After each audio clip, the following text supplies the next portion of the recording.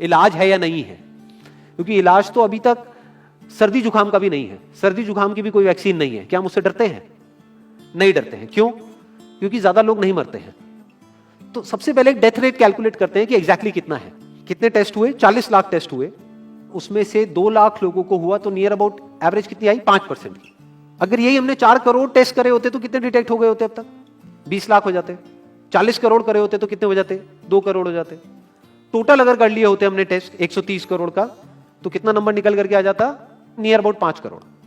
इसका मतलब 5 करोड़ लोगों को या तो आज की डेट में है या हो चुका है।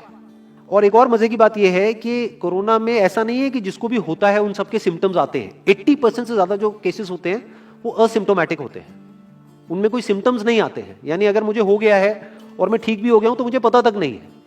वो तब मुझे पता लगेगा अगर मैं अपने टेस्ट कराऊंगा जिसको एंटीबॉडी टेस्ट बोलते हैं, और मेरी बॉडी में एंटीबॉडीज मिलेगी, तब मैं कह सकता हूं कि हाँ मेरे को था और वो ठीक हो गया है। तो अभी अगर हम बेसिक सी कैलकुलेशन करें तो 5 करोड़ निकल करके आ रहा है नंबर। उसमें से डेथ कितनी हुई है? 5,800। तो 5 करोड़ में से 5,800 डेथ हुई है। पहले तो इसको कैलकुलेशन को हमको ठीक करना है। डेथ को अंडर रिपोर्ट करने का कोई तरीका नहीं है, बल्कि ओवर रिपोर्ट किया जा सकता है। ओवर रिपोर्ट कैसे? फॉर एग्जांपल आपकी बॉडी में टेस्ट हुआ, आपकी बॉडी में मिला कोरोना वायरस, लेकिन आपके अंदर पहले ही बहुत सारी प्रॉब्लम्स चली रही थी, तब भी आपकी किसी ना किसी वजह से डेथ होने ही वाली थी, बट क्योंकि ये कोरोना आया आपकी बॉडी में, इस वजह से आपकी डेथ हो गई, तो ये ट्रिगर कर गया। तो ये जो 5800 का नंबर है, ये इससे कम तो हो सकता है, इससे ज्यादा होने के चांसेस बहुत कम है। बट एक बार को हम मान लेते हैं कि इतना ही है नंबर, ना कम है ना ज्यादा है, तो कितनी परसेंटेज निकल करके आई? 5 करोड़ में से अगर 5800 डेथ्स हुई हैं तो क्या परसेंटेज निकल करके आई? Near about 0.01%। ये उससे बहुत कम है जितनी डेथ्स हमारे यहां पे होती हैं रोड एक्सीडेंट की वजह से। हर साल की अगर हम एक कैलकुलेशन देखें तो 1.5 लाख से ज्यादा डेथ हो जाती है इंडिया में रोड एक्सीडेंट्स की वजह से। हर 4 मिनट में एक डेथ होती है रोड एक्सीडेंट की वजह से। और अगर अभी आप देखोगे सड़कों पे एक बहुत ही फनी चीज नजर आ रही है, 2 व्हीलर पे जा रहे हैं, मास्क सबने लगाए हुए हैं, कभी भी नोट करना इस चीज को। हेलमेट नहीं पहने हुए, हेलमेट बहुत कम लोगों ने पहने हुए हैं।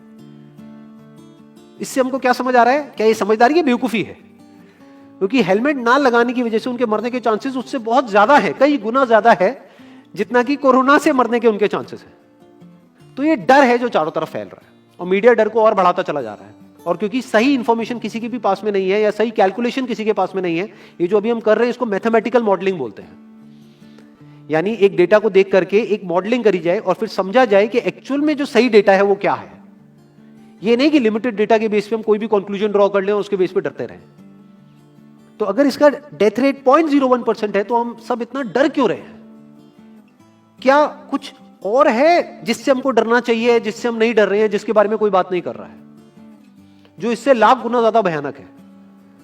मतलब कोरोना से लाख गुना ज्यादा खतरनाक कुछ है जिससे हम नहीं डर रहे हैं और इससे हम डर रहे हैं। वो क्या है जिससे हमको डरना चाहिए? अनएम्प्लॉयमेंट। अभी पीछे कुछ आर्टिकल्स आए थे न्यूज़पेपर में जहां पे एक फिगर आई थी निकल करके, I am not too sure ये फिगर कितनी सही है कितनी नहीं है, जहां पे आया था कि 13 करोड़ लोग अनएम्प्लॉयड हो गए। इस फिगर से हमको डरना चाहिए। 13 करोड़ लोग अनएम्प्लॉयड होने का मतलब हम समझते हैं कि इसका मतलब क्या है? इसका मतलब ये, अगर इकोनॉमी पॉइंट ऑफ व्यू से देखोगे, कि ये जो 13 करोड़ लोग हैं ये अपने जो खर्चे हैं वो बहुत ही लिमिट में कर देंगे। जिस बंदे की नौकरी चली गई है, क्या वो जाकर के मार्केट में नए कपड़े खरीदेगा? क्या अपने बच्चों के लिए खिलौने खरीदेगा? ट्रैवल एंड टूरिज्म तो भूल ही जाओ। ऐसी और हजारों इंडस्ट्रीज हैं जिनकी धज्जियां उड़ जाएंगी क्योंकि डिमांड कम हो जाएगी ओवरऑल इकोनॉमी के लेवल पे। जब डिमांड कम होगी तो क्या करना पड़ेगा इन ब्रांड्स को, इन कंपनीज को क्या करना पड़ेगा, इन मैन्युफैक्चरर्स को क्या करना पड़ेगा? अपनी सप्लाई को कम करना पड़ेगा। जितनी उन्होंने सप्लाई कम करी, अनएम्प्लॉयमेंट और बढ़ गया। कि आज जो नंबर 13 करोड़ है वो बढ़ करके कितना हो गया? 20 करोड़।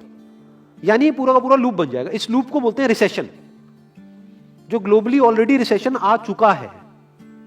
और अगर यही रिसेशन और डीप होता चला जाए तो उसको बोलते हैं डिप्रेशन, जहां से एक इकोनॉमी को बाहर आने में 5 से 10 साल लगते हैं। तो इकोनॉमी का पहले ही बुरा हाल था, प्लस इस कोरोना की वजह से और बुरा हाल हो गया है, प्लस जो रहा सहा हमारा जो अपना डर है वो सिचुएशन को और खराब करता चला जा रहा है। और इस डर को हर कोई बढ़ा रहा है, कोई भी कम करने का काम नहीं कर रहा है।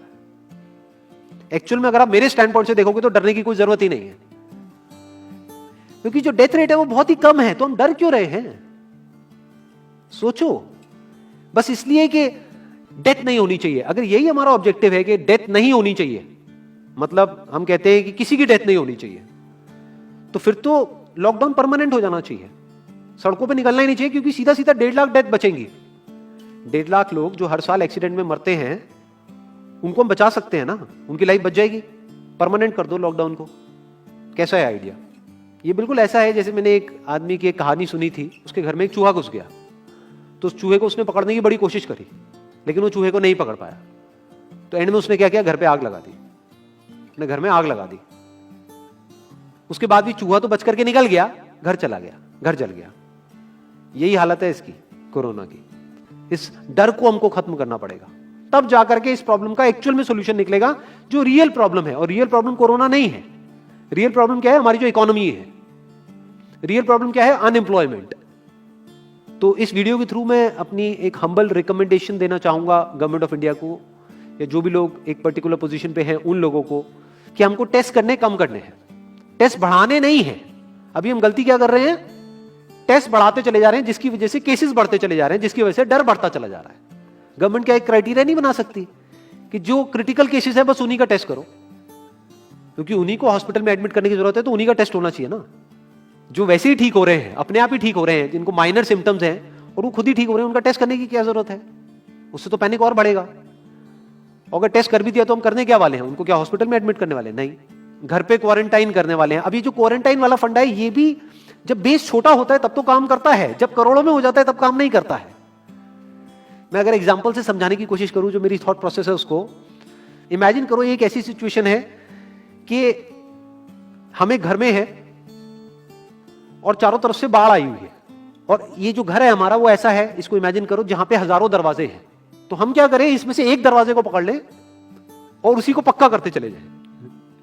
ये है क्वारंटीन, और बाकी के हजारों खुले पड़े हैं। एक को हम पक्का करते चले जा रहे हैं क्योंकि यहां से पानी अंदर नहीं आना चाहिए। इंडिया की पॉपुलेशन क्या है? 130 करोड़। टेस्ट कितने हुए हैं अभी तक? 40 लाख। दिल्ली के कितने हो रहे हैं? 1 लाख। महीने के कितने हुए? 30 लाख। साल के कितने हुए? 3 करोड़ 60 लाख। तो यानी कि अगर हमको सबका टेस्ट करना है तो कितने साल लगेंगे? 36 साल। तो जब हमको दिख रहा है साफ साफ कि हम सबका टेस्ट कर ही नहीं सकते, तो हम टेस्ट क्यों बढ़ाते चले जा रहे हैं? या तो सबका टेस्ट करो और सब में से सबको देख करके सबको क्वारंटाइन कर दो। ये बिल्कुल ऐसा हुआ कि वो जो घर है जिसकी मैंने अभी बात करी, या तो उसको हर तरफ से सिक्योर करो कि अगर उसके 1000 दरवाजे हैं तो एक को बंद मत करो, सारे बंद कर दो। तब आप कह सकते हो कि यहां पानी अंदर नहीं आएगा, कि हमने 130 करोड़ लोगों का टेस्ट कर लिया है, उसमें से केसेस निकल गए हैं 6 करोड़, और 6 करोड़ को हमने क्वारंटीन कर दिया है। अब ये आगे नहीं फैलेगा, अब 6 करोड़ से 10 करोड़ पे नहीं जाएगा। बट हमने टेस्ट ही करे 40 लाख, जिसमें से केसेस आए 2 लाख। अगर इन 2 लाख को हमने क्वारंटीन कर भी दिया तो बाकी करोड़ों लोग तो बाहर घूम रहे हैं ना, तो उससे होगा क्या? तो अब हमको समझ जाना चाहिए कि इसको रोकने का कोई तरीका नहीं है। तो अब इसका प्रैक्टिकल सॉल्यूशन क्या है? गवर्नमेंट की तरफ से हमको सिर्फ ये इंफॉर्मेशन चाहिए कि भैया अभी कितने बेड्स ऑक्यूपाइड हैं आपके स्टेट में, और अभी कितने और आपने अरेंजमेंट कर रखा है और कितने और कर सकते हो। अब वो बेड चाहे किसी हॉस्पिटल में हो चाहे किसी होटल में हो। और प्लस ये इंफॉर्मेशन क्यों नहीं जा रही लोगों के पास में कि इतना डरने की जरूरत नहीं है जितना आप डर रहे हो। हाँ ठीक है, प्रिकॉशंस लो, सेफ्टी मेजर्स लो, सोशल डिस्टेंसिंग को मेंटेन करो, लेकिन इतना डरने की जरूरत नहीं है जितना आप लोग डर गए हो, क्योंकि डेथ रेट कम है। ये इंफॉर्मेशन जानी चाहिए अब लोगों के पास में, वक्त आ चुका है। अगर ये नहीं गई तो प्रॉब्लम सॉल्व नहीं होने वाली इकोनॉमी के लेवल पे। कॉन्फिडेंस खत्म हो चुका है, रियलिटी को हमको पहले समझना होगा। अभी प्रॉब्लम क्या हो रही है? हम कह रहे हैं कि हाँ कंस्ट्रक्शन एक्टिविटीज अलाउड है। गवर्नमेंट को क्या लग रहा है? अलाउड बोल करके सारी प्रॉब्लम सॉल्व हो जाएगी। अलाउड तो हो गई, बट मेरे जो फ्रेंड्स हैं जो कंस्ट्रक्शन इंडस्ट्री में हैं, वो बता रहे हैं कि लेबर ही नहीं है, लेबर सारी अपने गांव चली गई है। तो अब कौन कंस्ट्रक्शन करेगा वहां पे? अब ये लेबर चली तो गई है, इसको वापस कैसे बुलाओगे? मीडिया में अगर रोज ये दिखेगा कि केसेस बढ़ रहे हैं, केसेस बढ़ रहे हैं, केसेस बढ़ रहे हैं, वापस आएंगे वो लोग? 1 से लाख नहीं आएंगे। तो उनको मीडिया में क्या दिखना चाहिए, न्यूज में क्या दिखना चाहिए? कि अब ये प्रॉब्लम सॉल्व हो रही है।